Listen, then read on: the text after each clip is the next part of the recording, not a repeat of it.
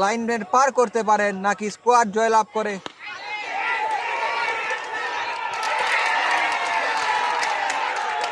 প্রথম বল থেকে আমরা একটি 4-এর মার উপহার করলাম মোহনের উৎসাহিত মুহূর্ত।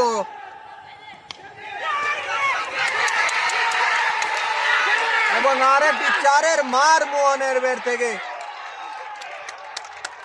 4 বলে 4 রান। আরেকটি ডট বল।